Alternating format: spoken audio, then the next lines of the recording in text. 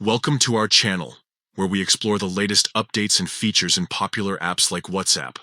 Today, we're going to show you how to enable dark mode on WhatsApp Web, a feature that's been highly requested by users worldwide.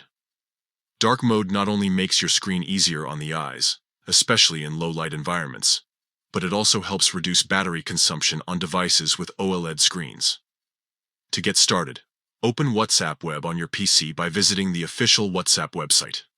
Once you're logged in, you'll see the familiar interface where you can access all your chats.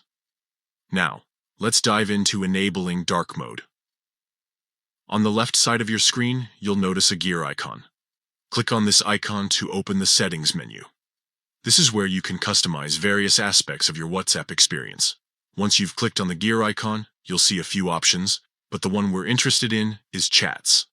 Click on Chats to proceed.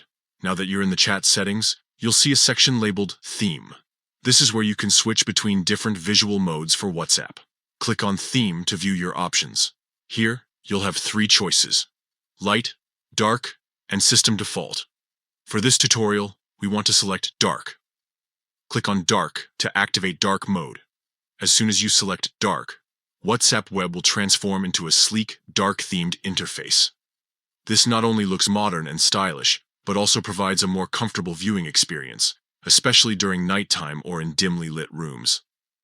That's it! You've successfully enabled dark mode on WhatsApp Web. This feature is part of WhatsApp's ongoing efforts to enhance user experience across all platforms. If you prefer your apps to match your system settings, you can also choose System Default, which will automatically switch WhatsApp to dark mode if your PC is set to dark mode. Thanks for watching, and don't forget to subscribe for more tech tips and updates on how to get the most out of your favorite apps. If you have any questions or need further assistance, feel free to leave a comment below. Happy browsing!